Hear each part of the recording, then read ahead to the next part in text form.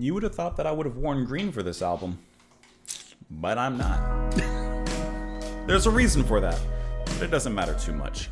Welcome back, everyone, to the channel. Hope you're having a wonderful day out there, whether you're watching this on the debut on a Saturday and you're here for the Long Song Saturday, or you're just, popping on in any other time. Appreciate you stopping on in. For our Long Song Saturday today, we are diving in to another Green World. Brian Eno, his third solo studio album, released in 1975. This is one album that's been requested by a lot of people, and we've listened to a decent amount from Brian Eno, so we're just moving on to where we kind of left off. This album had been suggested by, or at least mentioned, I may be wrong, but because all I can do is Google the keywords, not Google, but in YouTube, and try and find names. James Dignan Music, Sylvan M., James Atkinson, Glib Medley, Jason Brantz, Mordant Films, Joseph Chisholm, Steve Malik, Lucy Olastic, a lot of you, Sunken in Deaf, Bob Shirley, Pleasant Valley Picker, J. Mez, RSM. Listen, this list actually goes on a very long, very, very long time. Spony Wolf, Brother Martin Dolly, Andy Shawn, Tip the Tube. It goes on for a long time. Gidget, Git Maurer, and David Ivey. Anyways, thank you all so much. I'm sitting here looking at the camera, and I'm scrolling down on my mouse wheel, and I can see the comments are still going down with more suggestions. I believe I just see myself. You mentioned this one as well, Edward Meredith. We could sit here for a long time. Anyways, we're not going to sit here for a long time. I should have worn green because I have a shirt like this that's in green.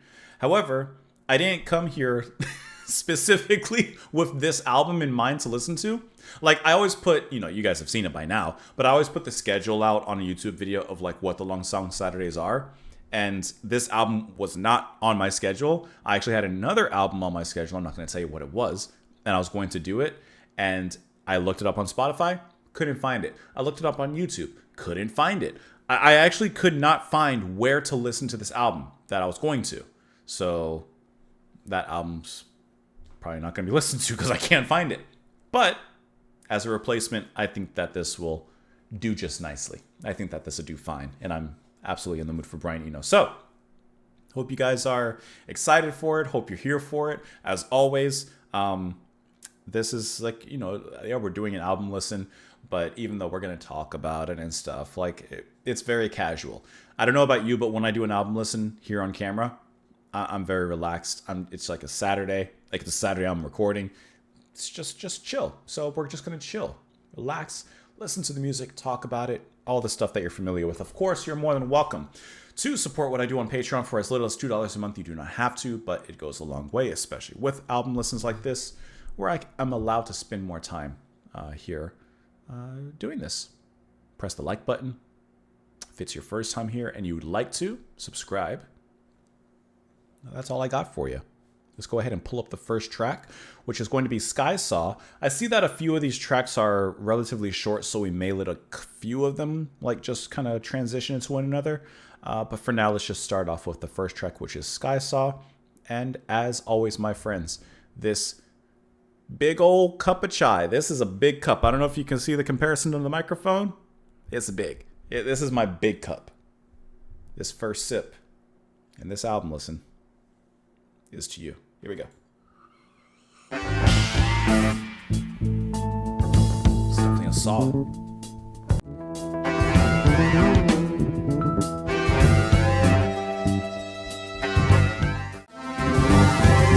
What a strange assortment of sounds.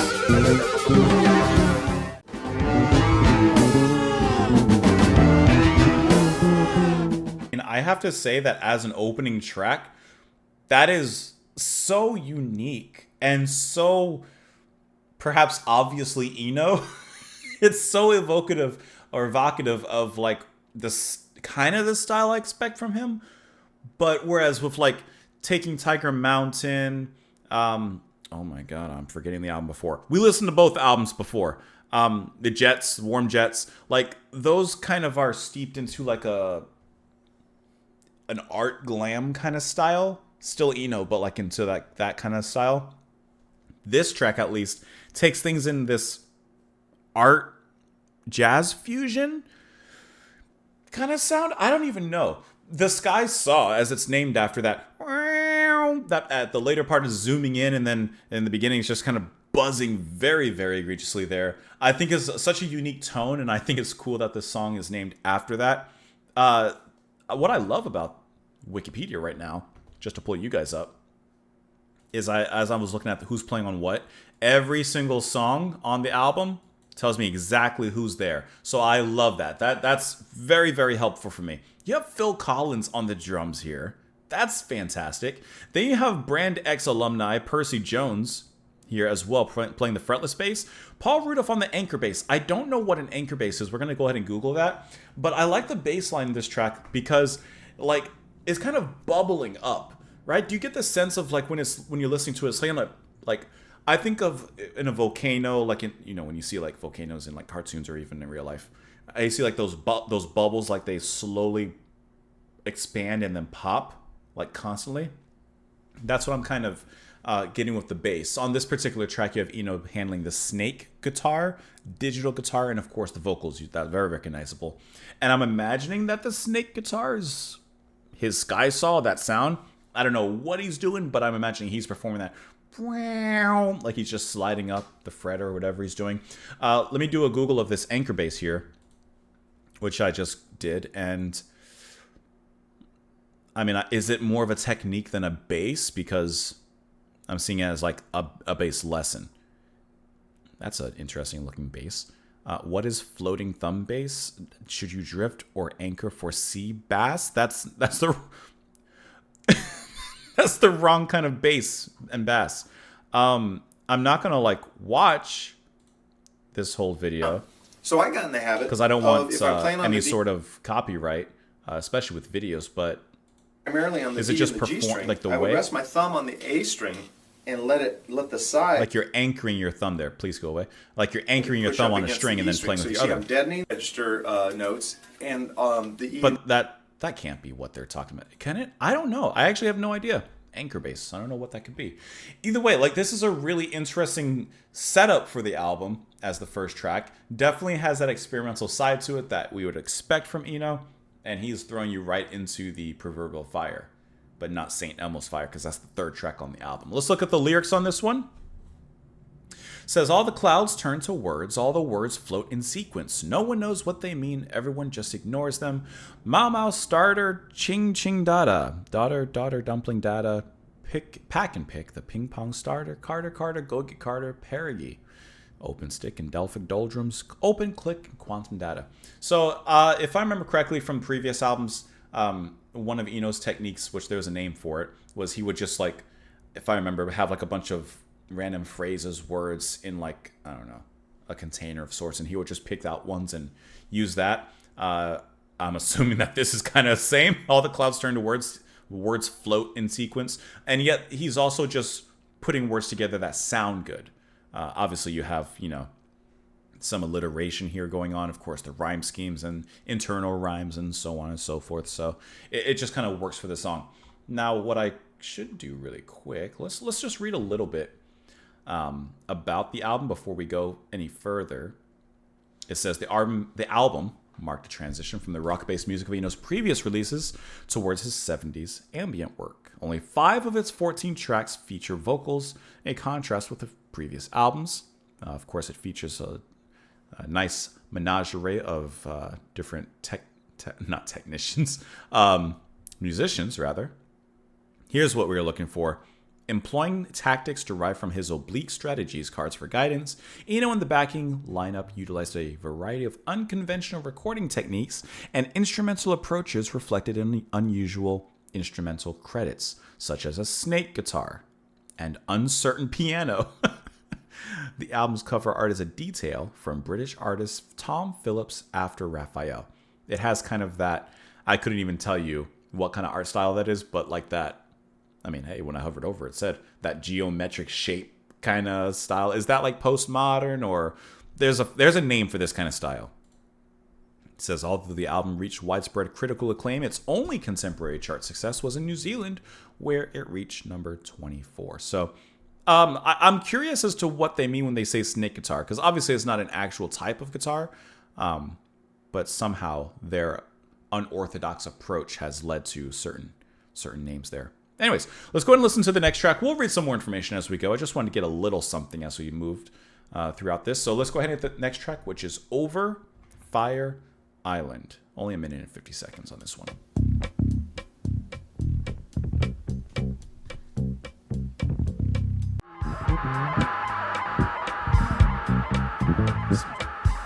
Some passing static.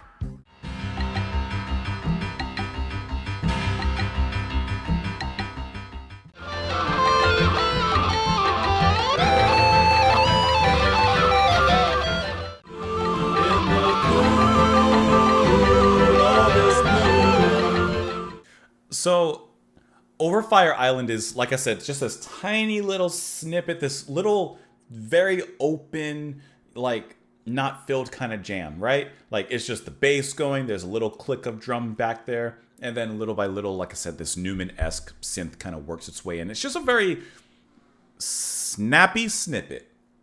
It's a snappy snippet. St. Elmo's Fire. I also like this kind of, I keep on using the word, but I can't help but use it, minimalistic approach. And this one too, like kind of a pop structure. Because to an extent it does, come across conventional in some ways. We have Eno singing here. We have the piano just hitting them heavy chords going throughout. And then eventually the guitar comes in, which completely changes everything. Now, before the guitar comes in, the harmony vocals come in. And to me, that kind of acts like the chorus in this pop song, of course, with just a lot of things taken out of it. Because you can feel there's something missing. But I like how those harmonies come in and just kind of fill the room with a certain light, just as this room that I'm in right now is filled with a certain light. And on that particular track, it's really, not really, it is just two people on this track. Fripp and Eno. And they are not pussyfooting around. Isn't that an album that they did together, if I remember correctly?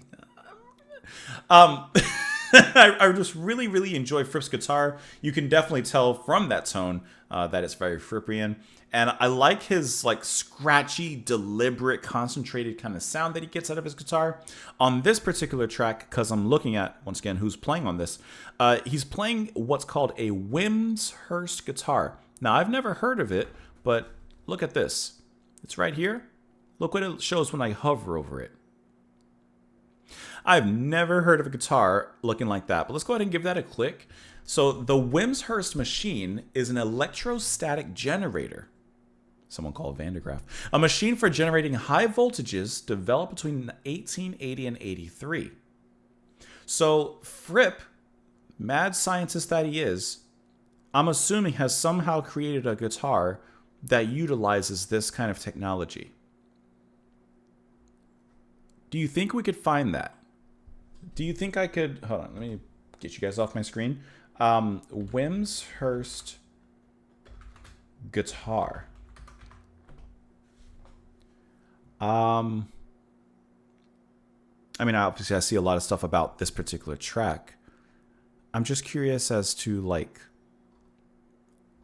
what? How like, is there a picture of this? No. Because wouldn't you guys like to see a picture of this? Like, or maybe it's just an effect that he used. Maybe it's just an effect that he did on there. This is Brian Eno speaking. Wimshurst guitar came about because on St. Elmo's Fire, I had this idea and said to Fripp, do you know what a Wimshurst machine is? It's a device for generating very high voltages, which then leap between two poles. That is kind of like a Van de Graaff generator, actually. Or like a Tesla coil. It has a certain erratic contour. And I said, you have to imagine a guitar line that has that very fast and unpredictable. And he played that part, which to me was very Wimshurst indeed. Okay, so it's not an actual... I need to remember this whole unorthodox and unconventional naming situation. It's not an actual type of guitar. It's just a specific tone that Fripp had came up with that is reminiscent of, high voltages and stuff. And that actually works very well because it definitely does have that, as he mentioned, that erratic kind of shocking, electrifying kind of sound to it. And it works so well with the way it cuts through the music here, which, like I said, it gives a lot of space. And Fripp takes that space up very, very wonderfully. And in no way is this even dense at all, but it's just very well done how that's played and how that's performed. Now, on this track, even though, we've kind of read before and previously. The lyrics just kind of thrown out there. This one at least has a little bit of a progression to it. Brown eyes and I were tired. We had walked and we had scrambled through the moors and through the briars, through the endless blue meanders. In the blue August moon, in the cool August moon. Over the nights and through the fires, we went surging down the wires. Through the towns and all the highways, through the storms and in all their thundering. Making sense that there's storms and thundering because of Fripp's electric guitar, which comes in shortly after. Then we rested in a desert where the bones were white as teeth, sir, and we saw St. Elmo's fire splitting ions in the ether in the cold August moon. So is St. Elmo's like an actual place? Perhaps I don't know, it just makes me think of like a monastery. Just because I Googled it real quick, I see it's a steakhouse in Indianapolis. But I would like to see what St. Elmo's fire is. I also see that it's a 1985 movie. Come on up here. Definitely do not want this playing. Please don't. That will get me in trouble. The heat this summer is at St. Elmo's Fire. When did this album come out again? 80 what? Oh no, 75. So, okay. So the song definitely before this movie. Never heard of this movie. What's the plot? Give me like the quick. This is a long plot. Look at the 7 friends are trying to navigate through life and their friendships, through college graduation. It's a lot. That's a lot of reading. There's a hangout called St. Elmo's Bar. Is there a fire that happens there? This is a long plot. This is a long plot. Never, like I said, never heard of it. Is it rated decently? We're at 6.4. I mean, you know. Yeah, it seems like it's fine.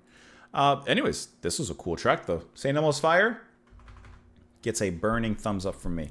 I could have done that better. All right, let's move on to the next track, which is In Dark Trees. Here we go.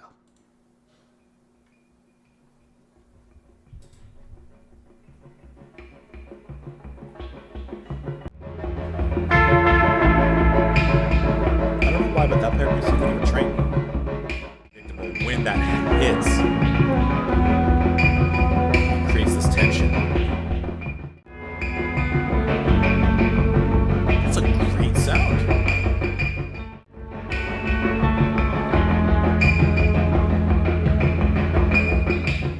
This one for a second. It's only a 2-minute and 30-second track.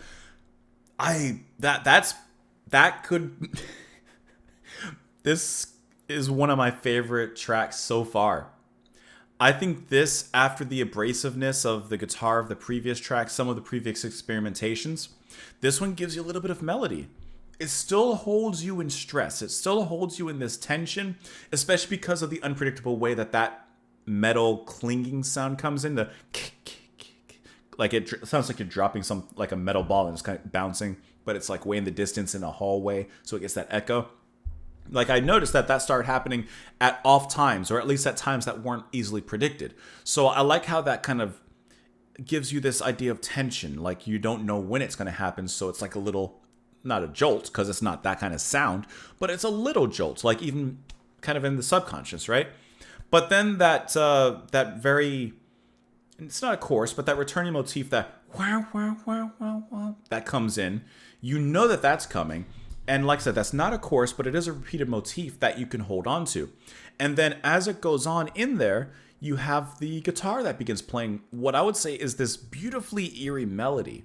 And I loved when that guitar came in. I'm sure that this track is all Eno. I'm just going to the personnel. Yeah, it's all Eno on this one. I wouldn't expect any different. And I actually really like how to me, it feels gentle. It feels lonely, a little sad,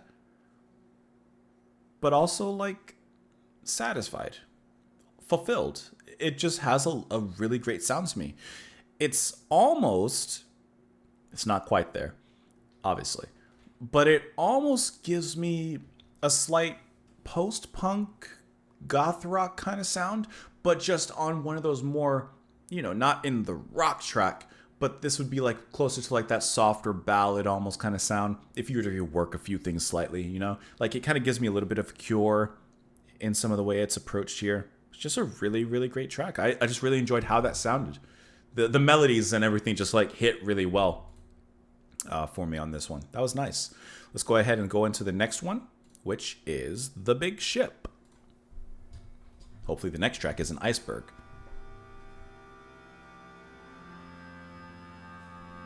Again, it's a very moving sound. It's beautiful.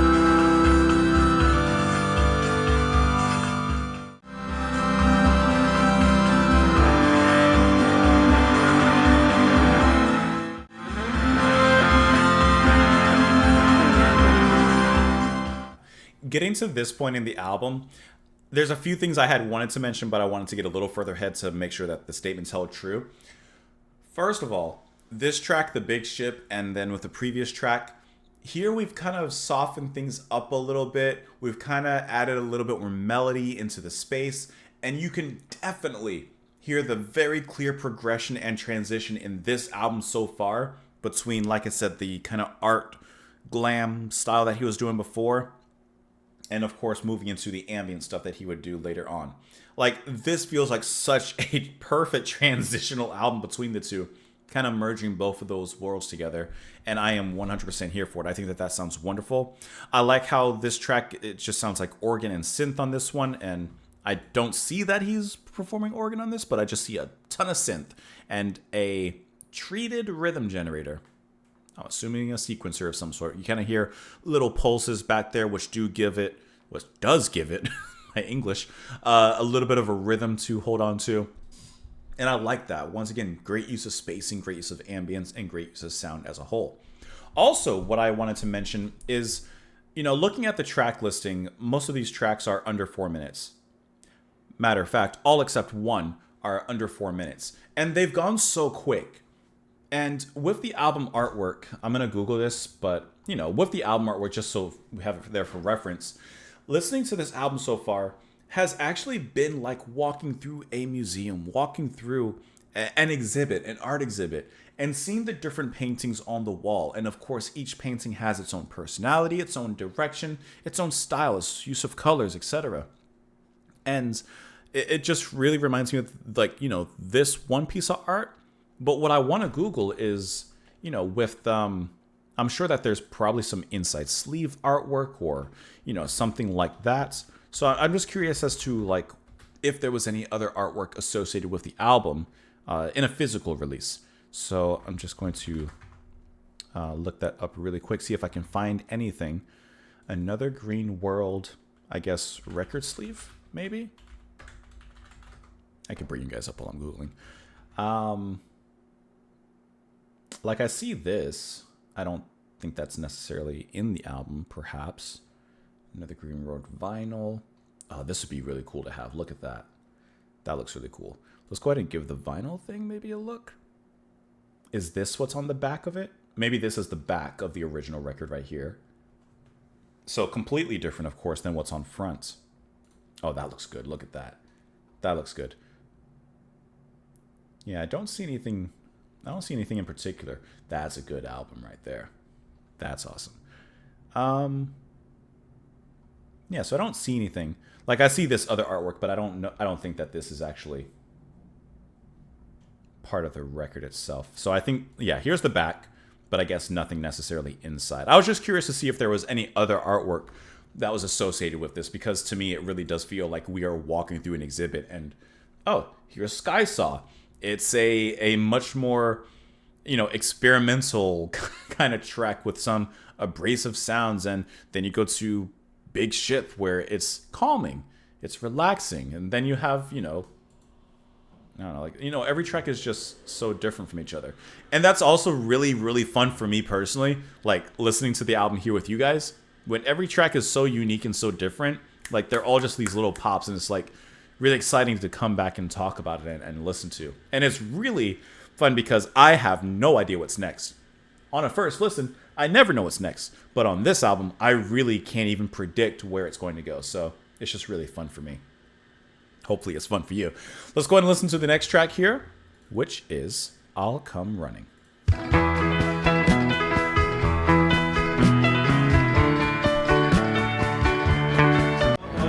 My dreams will call you through that garden gate. I want to be the wandering. Rip again. Has to be.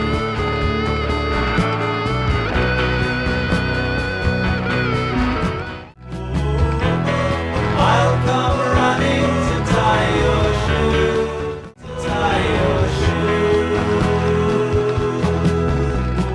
See, as we're walking through this musical exhibit, this track, St. Elmo's Fire, Sky Saw, these are like the big attractions in the room. When you're walking through an art exhibit, you're typically walking through like hallways and the little piece here, a little piece there.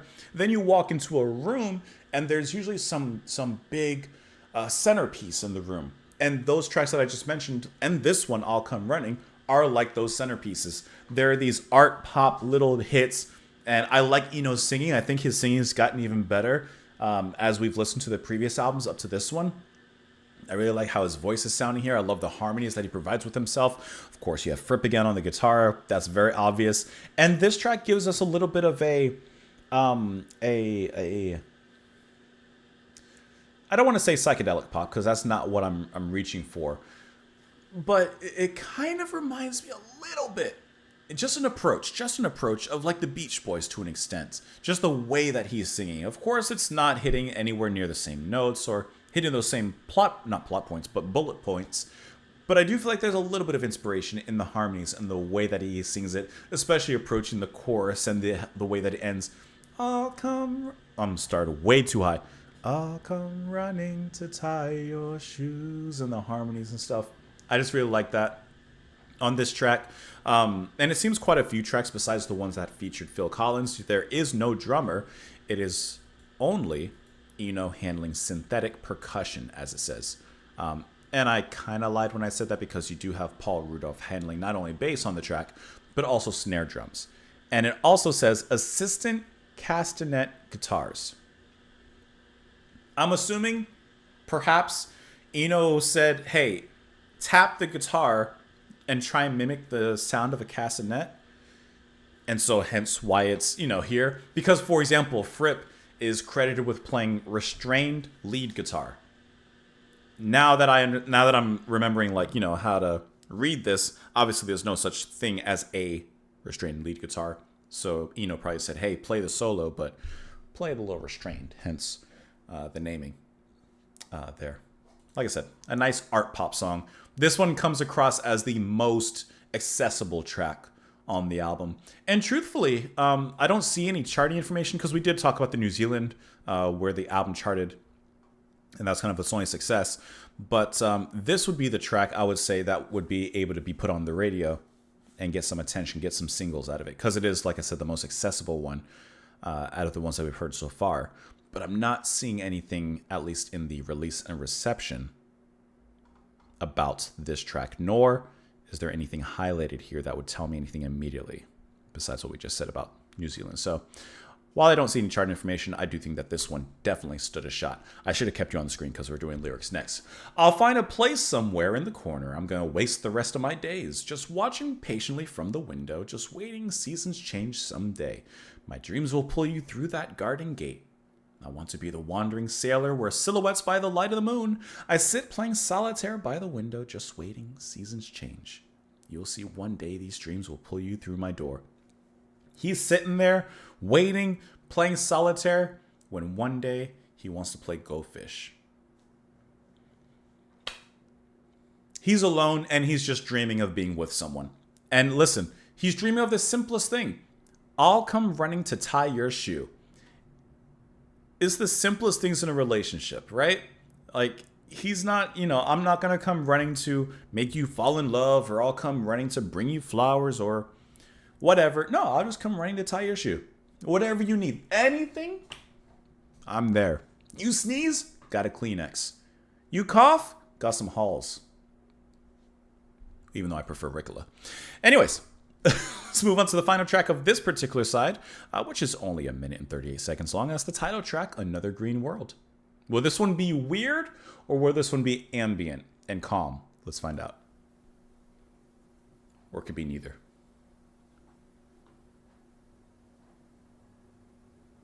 I have a question for you guys, and it's just curiosity for me. The way that this album is set up with, a short track and then a longer track, 1 minute here, 3 minutes here, 2 minutes there, and going back and forth between these little pieces and these relatively normal time pieces. Do you guys like that approach to the album? like in an album like this or any other, of course, depending on how it works. But do you guys like how that's set up? Or do you prefer just, 3 to 5 minutes the whole way through on a 10-track album, or, one long song and then like 5 single ones? Because obviously an album can be split up in many different ways, and that's going to really rely depending on the song and the album itself. But I love this type of album, and I love this type of timing. Because to me, it's like these little 1 minute, 2 minute pieces are little vignettes. They're little ideas that the artist or the band had that for whatever reason they didn't want to, make that idea fully realized or grow it to a certain extent. They had a minute of music in mind, or 2 minutes, and they said, no, that's perfect. Like, I think that that's really cool, because to me, it's like an insight into the artist's mind. You don't always have to hear the fully realized, fully expanded track. Sometimes it's just an idea from the artist, and they're like, you know what? That's just a cool idea. Let's toss that in. And sometimes that could act as an intermission, a transition. I really like that. In between, fully realized and fully thought out tracks. Not saying that these 1 minute, 2 minute tracks aren't thought out, but I think you catch what I'm throwing. Another Green World. I like how it's 3 things here, all Eno. He says desert guitars, which obviously the guitars are supposed to be dry, kind of reminiscent of a desert, perhaps traveling through one. Farfisa organ, so you have that melody that just kind of daintily plays in the back, giving it a little bit of rhythm, and then piano as well. And once again, this is a very calm track. I do think it's kind of funny that he calls it desert guitars, but the track is called Another Green World, whereas a desert is not typically known to have much greenery. So I think that that's kind of interesting, that contrast there, where he's playing very dry and in that kind of way, but the track implies something completely different, or the name of it, I should say. I just think that's kind of funny. Anyways, we are at the second side of the album. Let me pull up the track list here again. So with that, we're moving on to the next side of the album, starting off with Somber Reptiles. Now, before we dive in, we're halfway through. We're 48 minutes in to this video, halfway through the album. Hey, guys know I like to throw a little test out there. I like to ask you a question, see who's really watching at this point. And if you're here with me halfway through the album listen, I'm going to ask you a question. Well, actually, I'm going to tell you something. You want to know the album that I was going to record? Yeah, some of you in the beginning were wondering, like, what album was he going to record that he couldn't find anywhere? I'll tell you what album I was going to record. But this is only for you that got halfway. This is a secret between you and me. I was going to record Waterloo. What is the name of the album? Yeah, I was going to record Waterloo Lily by Caravan. That's what was going to be the album listen for me today, but I couldn't find it. Maybe it's available, over in the UK somewhere, or sometimes in Canada on Spotify, but I couldn't find it there, but I also couldn't find it on YouTube. Like, I actually could not find it, period. So yeah. Anyways, now you know, and now you're in the know. Don't let anyone else know. No, you can let it be. I don't care. Anyways, let's move on to the next track. The next side, Somber Reptiles. Sad Little Lizard.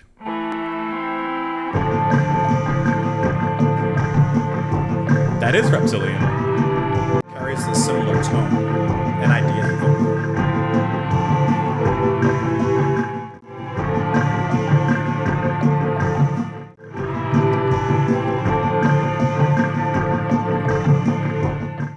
Let's let it go into the next track, Little Fishes, which is 1 minute and 30 seconds. But I like how Somber Reptiles, it has this mood, a theme, and it doesn't feel the need to do more.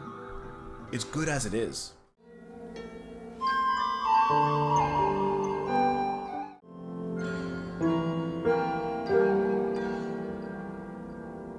going to say a few things. I'm going to make a statement, and I do not want you to jump down my throat. Some of you might. It's okay. It's fine. It's fine. I can take it. Out of the albums from Brian Eno that I've listened to, Warm Jets, Taking Tiger Mountain, Music for Airports, Apollo, Ambient 4, can't remember the title of it. I've listened to a few. I think this is his best one. I know, I'm just a little over halfway through. To me, this is his best album so far. The rest of the album could go completely wrong. I don't think it's going to. And I'm declaring it his best album that I've listened to so far. Take these two tracks. Somber Reptiles, Little Fishes. And you could, of course, take another one if you want to. But these two tracks. The first, Somber Reptiles, it takes a theme, very beautifully melodic guitar, kind of continuing off of the previous track with Green World, and just like stays in that. And to me, it's so satisfying and pleasing the way it's played, the way it's set up. And it doesn't go on too long. It's 2 minutes and 21 seconds. You enjoy the ambience of it. You enjoy the sound of it. And it's done. And then you have a track like this, Little Fishes, definitely veering towards the experimental exit on the highway. But it still works very well because I think he's kind of mastered this balance of experimentation, abstract sounds, playing around in the studio to try and just come up with something new, but also still making something that's melodic, pleasing to listen to. For example, in Little Fishes, the piano. The way that the piano plays, it keeps a melody. It keeps a little bit of a timing to it. And then, like, to me, this is how I'm visualizing it. He's doing that on his left hand. And then on his right hand, he's doing the experimentations, those little weird vibrato, wavering kind of sounds that I guess, to me, makes me think of Little Minnows looking at the title of the track. So I just think that like these two kind of perfectly capture his experimentations, but also his melody. Other tracks, of course, as mentioned before, like I'll Come Running and St. Elmo's Fire, also capture that kind of pop kind of style that he goes for as well. Like, this is just the perfect assortment of all of these things in this album. And I can't imagine it going wrong at this point. We'll keep going. Maybe it'll go off the deep end, but I just think that it's an incredible listen. It's really, really fun, very entertaining. And I haven't had a bad experience with any of the tracks yet. They're just all enjoyable to listen to. And I could see myself, as this album has gone on, I can see myself very quickly listening to the whole album again on my own personally, without skipping anything. Like, it just goes. So that's always a very, very big plus in my book. Anyways, next track, Golden Hours. 4 minutes. The longest track on the album, clocking in at a whopping 4 minutes.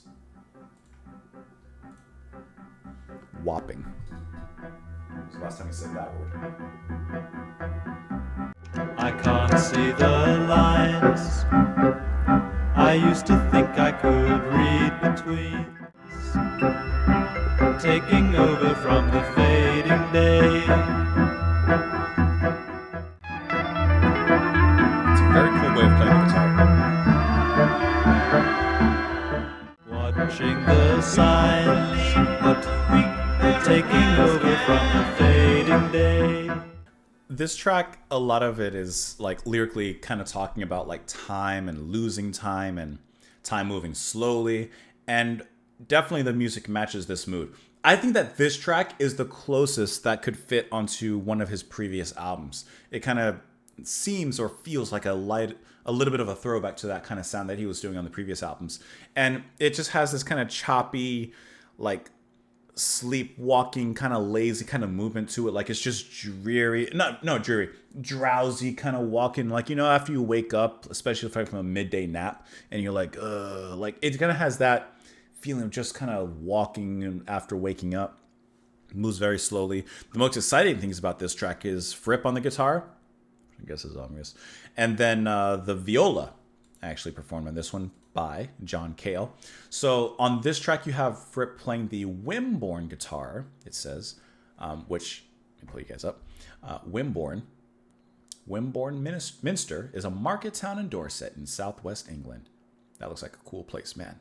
I love the buildings and stuff there. Anyways, I'm imagining, once again, Eno said, play the guitar as if you were, I guess, over in Wimborne Minster. And while I don't know a thing about that, the guitar does have this classical influenced picking style to it. Is the best way I can think of describing it. It is very cool, and to me it is a very unique way that Fripp's playing there. And I like how as this track as a whole is very like I said, lazily moving and slow moving, Fripp's guitar gives it a little bit of life when it comes in. And the harmonies, of course, coming in throughout the track also give it that life. It always comes back to that. Even though there's not a chorus in this track, it does have those repeated things, such as the harmonies coming back, kind of acting as a background vocals, to himself. And then the second thing that stands out on this track is going to be Kale's viola as well. Now, while I do like this track, I will admit I think that is the weakest of the tracks I've listened to so far, out of all of them. But it's not a weak track. Hopefully that makes sense. It's my least favorite, but that doesn't mean at all that it's bad. The passage of time is flicking dimly up on the screen. I can't see the lines I used to think I could read between. I think that's a great line. Perhaps my brains have turned to sand. Oh me, oh my, I think it's been an eternity. You'd be surprised at my degree of uncertainty. How can moments go so slow? Several times I've seen the evening slide away, watching the signs taking over from the fading day. Perhaps my brains are old and scrambled. Then it goes on from here. Here's we have both lines going at the same time. Several times I've seen the evening slide away. We're just repeating the chorus, or the verse, I should say. And it says, who would believe what a poor set of eyes can show you? Who would believe what an innocent voice could do? Never a silence, always a face at the door. Then it repeats that, except it says, who would believe what a poor set of ears can tell you? Who would believe what a weak pair of hands can do? Taking over from the fading day, putting grapes back on the vine, never a silence, always a foot in the door. I mean, I get the time moving and perhaps golden hours, waiting for something that is never coming, time moving slowly, watching for signs, but it ain't happening. Something of that nature. That's at least what I think of. I mean, I also think of here, I don't know if it's called a golden hour, but after, like here in Florida, like after it rains, I'm sure it happens in other places. Sometimes this is so weird. It is a weird kind of phenomenon. After a rain, and if it happens especially near sunset, the actual not aura, but like the atmosphere, everything has this really interesting orange kind of tint to it. And it's really weird because like if you go outside, like everything does. Like when I look it up. I mean, yes, that's what it is, but it's so hard to capture it on like after it rains, you go outside and everything looks like this. It is a really, really cool kind of thing. Like it's just weird. Everything's bathed in this orange yellow kind of thing.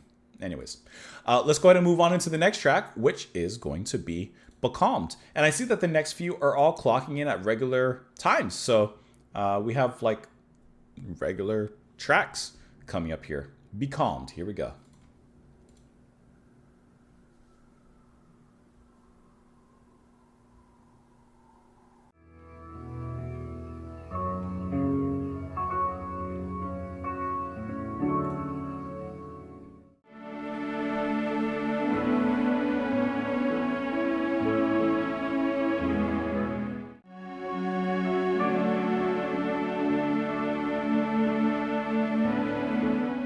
If you didn't know that the ambient series was coming next, this was a big old hint. This was a big old piece of foreshadowing. Beonged is the longest, I would say, of the ambient tracks that we've heard so far. And I thought it was going to be like a normal one of, Eno's pop songs. But no, it's just a 4-minute piece of ambience, and I'm 100% here for it. You have that saw-y kind of synth here, except it's played completely different than the saw in the beginning track. Here it's used as just these kind of calm waves on the waters, like I pulled up a picture of really quick. I really like the light pieces of piano that are being played right beneath it. To me, that's like light reflecting on the gentle waves of the sea. Just a nice, calm track. Honestly, nothing else really to say about it except I enjoyed it. I like how it is just a nice piece of calm. Let's move on to the next track, which is called Zawanul/Lava, which I'm imagining is in some way referencing Zawanul from Weather Report. I had to think about it. I'm assuming that this one's going to be a little jazzy, a little fusiony. One way to find out.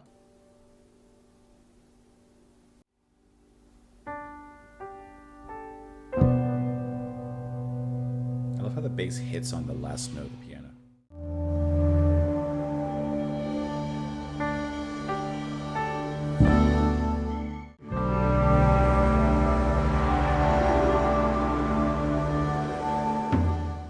I don't know, because obviously we have 2 more tracks to go, but it seems like with with Beonged and this track, which I expected this track to be completely different, but no, we have more ambient. It's almost like we're going the David Bowie low route, where the second side of the album, obviously it's not 1-to-1, but like the second side of Low is like completely ambient, instrumental, experimental, and perhaps, I don't know where the next 2 tracks go, but if we stick on this same pace, perhaps Another Green Water is going to do something similar, where it ends with these pieces of ambient, and in a way that is the literal transition to his pure ambient albums.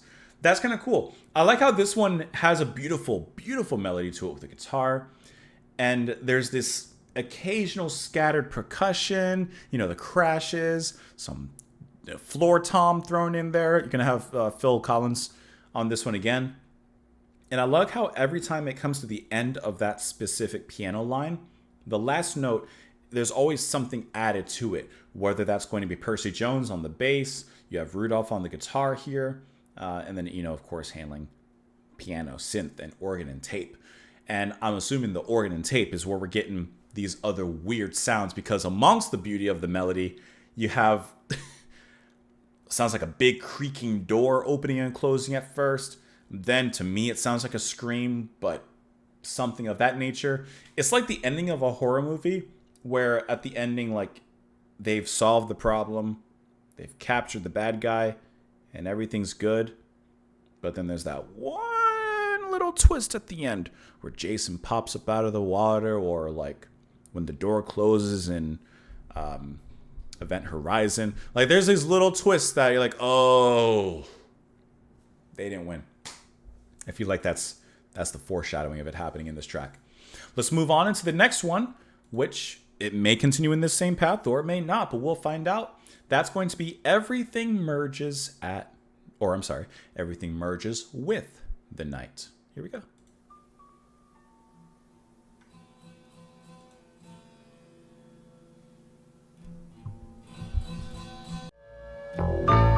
I stand on the beach,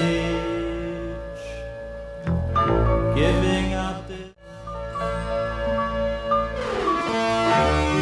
That turn. You heard the turn. How the breeze has softened, everything pauses.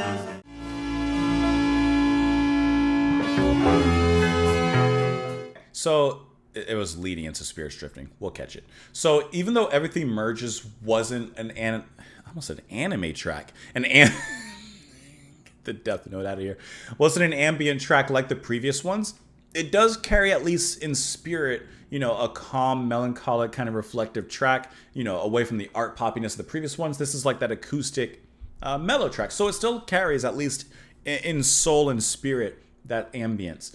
I love the guitar here. It's playing, he's singing, but also playing guitar. But let me pull it back up here because I actually closed it here. Let me get back to it. The bass and the piano is handled by Brian Turrington. Okay. Eno's guitar here, every time it comes back around rearing its head, it feels so good. I love that, like, it's all calm, and then all of a sudden his guitar, which has such a distinctive sound, like, it just turns and like rears its head and it comes at you like a cobra, and it slinks around so well. And I love the actual way that he plays it, how he sustains that note, so that even though it's a rougher kind of edged tone, the way that he holds the note, and of course whatever he does to it, kind of gives it a certain kind of ambience. It's still electrifying and it's energetic, but it's still relaxing in its own way. I think that's great. To me, it's like laying on the beach and the sun comes out from behind the clouds, and like you feel the rays of sunshine on you. It's like hot, but it's also refreshing at the same time. Like, I don't know about you, but sometimes, here in Florida, it gets hot, too hot. And obviously if you leave your car out, It's baking in there. Sometimes if you come from like inside, like if I was to go to my car right now, it's air conditioned in here, I'm cool, right? Like it's relatively cold in here. If I was to go out to my car on a hot day and I get in the car, it's like stuffy. It's like getting into an oven. It's hot. It's like hot. But it's kind of refreshing because you just move from the cold into the heat. The piano and the ambience of this one is the cold. And then the guitar, when it comes in, is the heat. And yes, it's a little like abrasive and edgy, but ooh, it still feels relaxing. It gives you like tingles. It feels good, you know? Anyways, that's the point I'm getting to in describing moving from an air-conditioned room into a hot car. Rosalie, I've been waiting all evening, possibly years, I don't know. Counting the passing hours, everything merges with the night. I stand on the beach, giving out descriptions different for everyone I see, since I just can't remember longer than last September. Do you remember? Santiago under the volcano floats like a cushion on the sea, yet I can never sleep here. Everything ponders in the night. He's just having some nocturnal thoughts. Rosalie, we've been talking all summer, picking the straw from our clothes. See how the breeze has softened, everything pauses in the night. Life stops at night, and that's when he is doing his deep thoughts, his reflections, and thinking about whoever this Rosalie is. He's just waxing a little poetic here. Let's go ahead and move on into the final track of the album, and that is going to be Spirits Drifting. Let me back up a little bit into Everything Merges with Night, get to the ending of it, and we'll let it merge into Spirits Drifting. It just makes sense.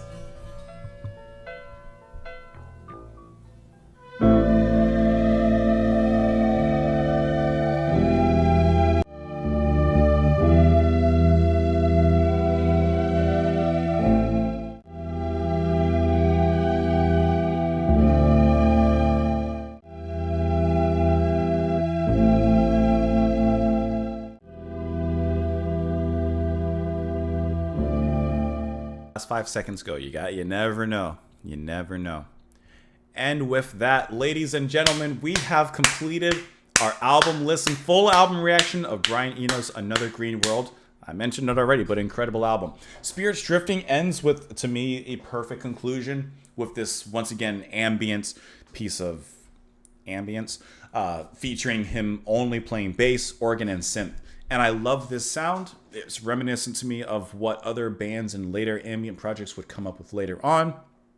For example, I can't help but reference it, but like a Bass Communion, later on, Steven Wilson and such. But like, obviously there's influence there from this particular track. And I love the density of this track, where a lot of the ambient tracks played previously are light, kind of sporadic in some of the sounds, or at least the constant sustained sounds and notes are a little bit lighter.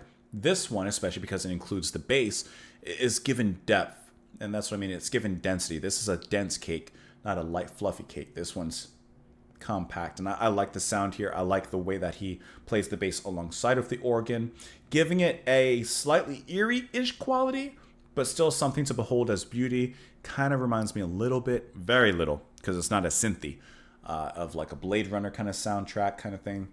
But either way, to me, it's a great way to end the album. And I do like the way that it drifts or merges from the previous track into this one. The album, I really want to say, obviously I've given it all its accolades.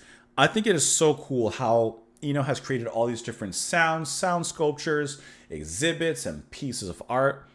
And a lot of them sound so different from each other. But in listening to the album, it does sound like a great and cohesive piece of work.